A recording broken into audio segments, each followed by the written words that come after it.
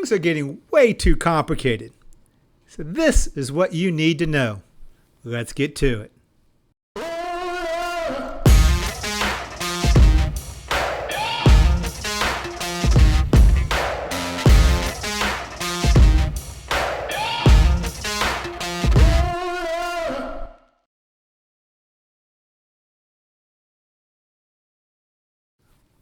Welcome. Another fabulous episode of IBF On Demand. I'm your basic and sometimes exaggerated host, Eric Wilson.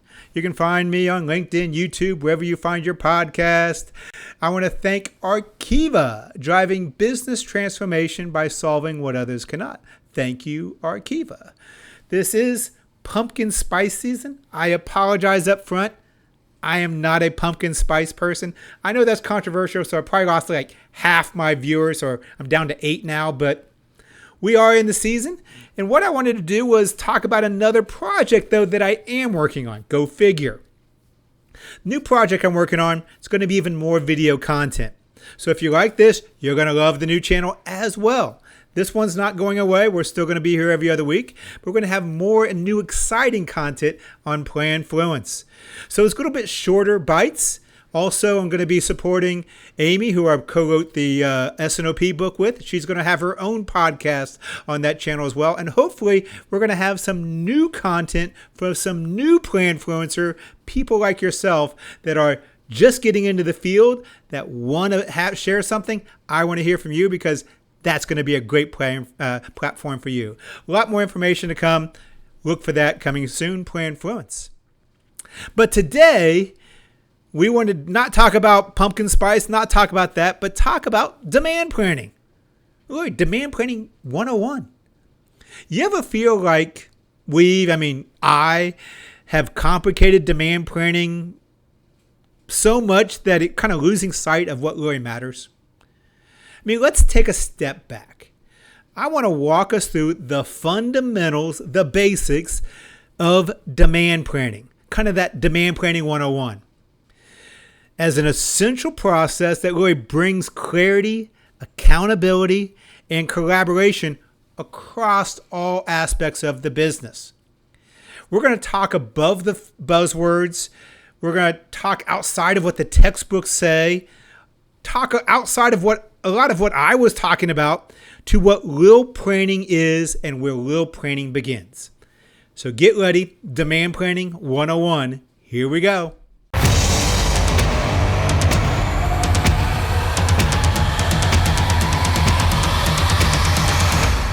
First, what is demand planning? What demand planning really is?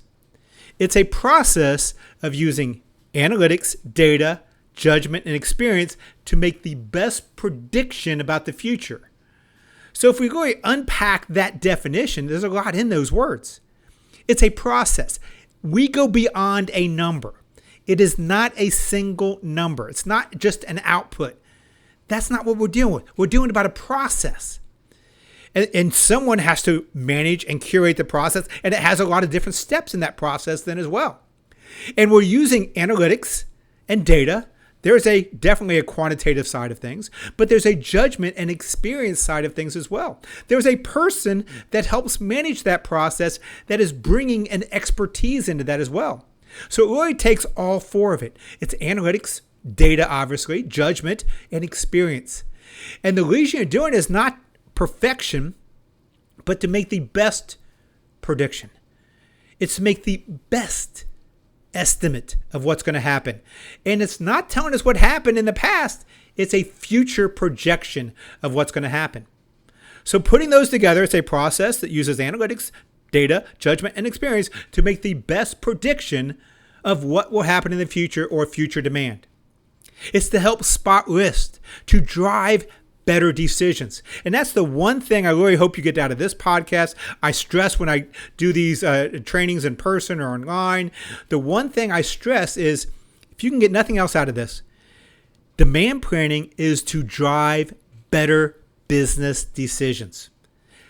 We go beyond that number and help drive insights for other parts of the organization. And with that, it truly is cross-functional reach. Demand planning spans not only of functional expertise, but sales, marketing, finance, operation. It's about building consensus around what is likely to happen, not just in supply chain, but also for sales purposes, for budget purposes, for finance, for operations, for marketing. It really spans functional reach with decisions that can be made. I make a bold statement. I've made this multiple times. I'm going to make it again. Virtually any business decision is based on the lag of what you know now and what you think is going to happen in the future. Or another way to put that is virtually any business decision is based on a forward-looking projection or a forecast. Now, that could be someone's gut feel, or it could be a structured process that uses analytics, data, insights, judgment, experience, i.e. a forecast, demand planning, to make that decision better. Knowing that, we can actually make this statement too. Business is only as good as the unbiased and unconstrained forecast which it's based upon. So with that, that's a pretty big statement. We got to figure out what we're talking about. Well, we want to be as unbiased as possible. Anytime we inject bias in it, we are working towards what something else wants, a target, a plan, or deliberately bringing in what sales wants or something of that sort that may not come to fruition. Those are all interject bias. And guess what? We have bias as well. So we want to try to minimize as much bias as possible and be as unbiased as possible. Sometimes bias is worse than the uncertainty or error that we have in the forecast naturally. Bias sometimes is worse because it's either an intentional or unintentional directional error consistently above or below what actually occurred. That makes it a lot harder to plan. The other part of that statement was the unconstrained, and we want to be as unconstrained as possible. When every time we constrain a plan, we have made a decision. We already said we're trying to make better better business decisions with a forecast. And every time we constrain a plan, we've made a decision. If we could only build 100, but the market really wants 110, the customer is saying 110, but we constrain it to 100 because that's what supply wants us to do. That's what the system says we can do. We've answered the question that that's all we're going to do. We've taken away a business decision. Now, if we were to show the 110, show what the market wants, we can make a business decision to only make 100 if that's the right decision. Now, sometimes that is the right decision, but we've lost visibility to that decision if we make it on the forecast side. Same with sales targets and just arbitrarily setting things to a budget or sales target. We're taking away the visibility to what the market may do or opportunities or risks that are in the marketplace. So you want to be as unconstrained as possible so you can have good business discussions and make better business decisions. So we'll be as unbiased and unconstrained as possible. Other things with business forecasting or demand planning is generally volume-based. You don't necessarily want to have the financial forecast be what the driver is. Now, you can do a volume-based forecast, understand the gaps, or roll up to determine what some financial opportunities may be. But typically, when you're looking at demand planning, business forecasting, in what we're talking about, it's volume-based. But it's more about the numbers. It's about the assumptions. As I said, we are not a number. You're not just about an output. If that's all you are, guess what? You can be replaced. I mean, there's a lot of talk about AI out there and what AI can do and what it's capable of. And if all you are is about a number, then you're replaceable. What demand planning does is a process that's incorporating multiple assumptions.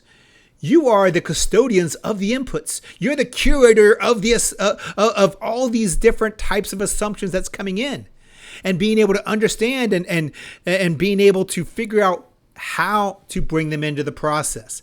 That is what a demand planner does. You are the maestro of the process. You are the one taking data and air tracking and doing the modeling. But you're also the psychologist, using psychology to figure out how to bring in different inputs and to minimize your bias. Your functional interference. You are building communication. You are organizational awareness. You are bringing in an objectivity that, guess what, systems even don't have still today. That is what makes a demand planner a good demand planner.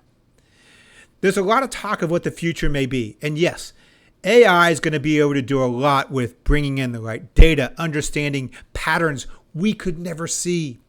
It's going to be able to bring in things and figure out steps that we didn't consider or do them faster and quicker. We're going to be able to bring in information and be able to translate it into usable signals a lot quicker. But there's still a need for someone to orchestrate that process. There's still a need for communication. And that is what we continue to hear as one of the prized skills in planners going forward, is those communication skills, is those objectivity, is those person that can not only take what the system and what AI is telling it, but also be able to feed and understand those outputs and explain it to others then as well. Those are always going to be good skills and necessary skills in a demand planner now and in the future. So why does demand planning matter? That's the next thing I want to hit on. Well, obviously it prevents stockouts, excess inventory. It allows you to hold just enough of whatever you're holding to meet demand with minimal waste. It drives cross-functional alignment. As I said, we're not just in a silo. We help sales, we help operations, we help marketing, we help finance. We allow everyone to speak a common language of volume. This is what we end up predicting we're going to sell, and be able to translate it into whatever language they have. Dollars, volume sales, market share, whatever it may be. And what we found is by doing this, we can make better decisions. That's what we're really driving, is those decisions. And better decisions come from better plans and better forecasting process. Matter of fact, IBF has done a lot of research on this, and we found that a 15-point improvement on forecast is about 2 to 3% to the bottom line for an organization. That's real money. And the way you get there is through our research. We've seen about a 1 to 2% top line growth. We see you able to manage your margins better, being able to less air freights, less as far as being able to work more efficiently, whether it's truck utilization or manufacturing, be able to purchase more in bulk sometimes as necessary so you can improve your margin. It improves your cash position as well. Less stockouts, less as far as waste that's happening there, markdowns that's happening, so you can manage your cash flow, inventory turns. So whether it's going to be cost, cash, or service, 15-point improvement, 2 to 3% to the bottom line. And real quick, there is a calculator on ibf.org. If you're looking for a calculator, you can plug in your information and see what a forecast improvement would mean to your bottom line in margin and inventory turns in just real time. There's a great calculator at ibf.org. Check that out. There's a great resource for you if you're curious and want to tell, hey, this is what we can do. Bottom line, demand planning, business forecasting makes the company money if done well. And when you're looking at what it takes to do well, there is obviously some components of it. Data collection is one of the first things that we look at. Actually, the first thing I would say would be understanding why you're forecasting. Understand what decisions are being made, and then reverse engineer your process from there. But then the next step you're going to be looking at would be data collection, which includes historic sales, which includes marketing signals, seasonality, internal promotions, external drivers as well, like economic indicators, events that are occurring, different macroeconomic things that are occurring. You need to look at internal and external. Yes, internal is going to be a lot of times those sales invoice. You want to try to get as close to true consumer demand as well. So it's best to look to see what the customer is ordering it when they wanted it, opposed to when you're invoicing it. That's ultimately what you're trying to forecast is what the customer wanted when they wanted it, which is a lot of times going to be orders. But also look at external, whether it could be point of sale data, I said other external types of information as well. You want to try to bring in everything that would tell you the drivers of your business, the drivers of your product, the drivers of the market, and understand those even better. Ultimately, the data you bring in should be reliable. You shouldn't have to do a lot to it. Available. You should be able to make it accessible to you and anybody necessary. And timely. How quick. Take out the latency of that signal as well. So all data should really have those three components: availability, reliability, and timeliness. You should also start looking for other relevant insights. Once you have the data you need to be able to plan with, continuously try to see what other data is available to do your job even better. The next step in the process is typically the models. What models are you using or do you need? We can break this down into really 4 major buckets. The first one is going to be time series models. This is used by nearly half of the organizations and planners out there. IBF research says about 48% use time series primarily in their modeling. This is a very common approach. Most every system has it to help identify pattern.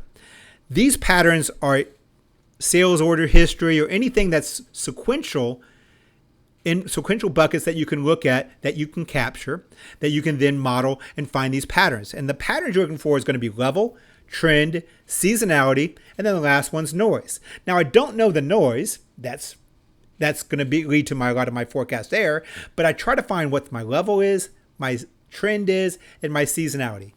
Every time series data has those 4 components: level, trend, seasonality, noise.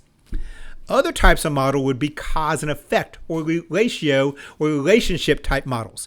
That's about 17% of what we found in our research that use those. Those can be either external or internal variables like price changing, promotions, or some type of external weather or anything you have, shifts in behavior, whatever it may be. This can help explain the noise, but this typically are going to be cross-sectional or type data where I have one is an explanatory variable for something else. I have an independent variable which I can observe, and the dependent variable which is dependent on the independent variable occurring that I'm forecasting. Think like rain. Rain would be my independent variable that I've measured and viewed. Umbrella sales, what I'm trying to forecast, is dependent on that. That is a cause and effect type model. That's about 17%. The next is the machine learning, the AI. And you would think, hearing from the news and what I've said, that is everyone's using it. Well, actually, we see about 6% of the companies are utilizing it right now. So there's still a minority that are utilizing it. This obviously will change in the future. These are going to find more and more. Now, what you see with this is opposed to statistical approaches where you have certain types of an algorithm input, math, output. This typically is going to be used from a learning where I'm going to iterate a process that either randomizes inputs or learns from the outputs, generally has some type of cost function or learning that it will give you types of bonus points if it gets it right, kind of where I'm going to iterate a process to come to a conclusion or output or determine it's looking like what it wanted it to look like. I have a supervised learning and it's trying to find something that looks like that. Those are all learning models, AI type of models. Those are in the 6% that's currently doing. We're going to see a lot more of this going forward. Brings us to the last one. This is not going away. We've been doing this research at IBF for decades. And in 2004, judgmental, the qualitative, was about 18%. Today, it's 17%. It's about the same. There is still a place, there is still a need for you. There is still a need for subjective inputs, things that system don't know, that we need to feed a system to be able to get a better forecast. One of the things we know is as we add in more relevant inputs into a process, it improves the process. And sometimes those relevant inputs into the process are still subjective, which means about 17% of the models out there are still qualitative, judgmental in nature. Next thing is KPIs. For KPIs, we need to continuously measure if what we're doing is adding value, if we're going and being able to communicate something. The reason we have KPIs are two main reasons. We want to learn something to be able to improve it or communicate something. And to do that, we need to measure different things. We need to measure my direction of error, my bias, to try to minimize that and communicate it. We also need to measure the magnitude of my error, the total error I have, which is usually absolute errors. The reason we measure that is to learn something, where the sources of errors, and how much uncertainty do we need to manage in the business. We need to measure both of those. And we need to do this at multiple lags, multiple aggregation. If we are bringing an input, or if we're learning something or communicating, there's where the KPIs need to align. The one other thing I want to stress, though, is we need to focus on the process and inputs itself. That is where forecast value add comes in. Being able to measure before and after, naive forecast to the consensus, this before the input to the after input. Being able to measure those helps us understand the process and inputs itself. Ultimately, I'm kind of going through this at lightning speed. You can pause this, go back. You can check out different ones, parts of this podcast. Hopefully, this is a resource for you. But understand, with best practices, understand the purpose of the forecast, clearly define the decision being made, why we're forecasting. Identify your demand drivers. Analyze the internal and external factors, bringing in that data. Gather the right data that is timely, that is a variable, and is meaningful to you. But then gather relevant inputs, which are sometimes subjective inputs. We need a collaborative process to bring those in. Track your forecast performance regularly. Utilize forecast value add and other KPIs as well. Schedule timely and regular meetings. The more structure we put to this process, the better, and communicate and manage those results. Let's be clear. Demand planning isn't about the math and models. It's a cross-functional conversation about the future, the best prediction of what's going to happen in the future. It's about turning what happened into a estimate and prediction and a plan of what you're going to do in the future. Start with the basics: data, discussion, decisions, not just dashboards. And when in doubt, go back and ask, what do our numbers really mean? What decisions are we really shooting for? And how can we help bring in new insights to make a better decision? What are we going to do about it? That's how you shift from being just demand planning, from a reporting function, to a meaningful insight and something that's making the company money. Well, that's a wrap. I'm going to go read Podcasting for Dummies book, and hopefully I'm going to learn something. My name is Eric. You can find me at eric@ibf.org. That's eric@ibf.org. And as I said, we do have a sponsor. We've had a sponsor, and we will continue to have this great sponsor, Arkiva, driving business transformation by solving what others cannot. So back to the basics. We at IBF really do deal in the fundamentals. We got textbooks on the fundamentals. We do training on the fundamentals. And there is a lot of great resources we have with the fundamentals. If you want a whole course on the fundamentals of demand planning and business forecasting, I come into a lot of organizations and do training. If you have 10 people or more, it is cost effective to bring me on site or virtually and do a training where I will go over everything we just talked about in the last 30 minutes over 2 days. but go into details and customize it for your organization. Interactive activities. We do a great bringing theory to practice type of activity to make things meaningful so that Monday morning, your whole team goes out and actually starts putting things to use. I've heard great feedback, and we'll send you some great testimonials from others that have said the value they get out of this training. So if you're looking for more about these basics and you have some people on your team that need trained, reach out to us at ibf.org or reach out to me, and we're going to be able to help you with some training. Like, share, follow this to make sure you're have the next podcast comes out. You're informed about when it drops then as well. And remember, this basic thing, everyone needs to do, wash your hands.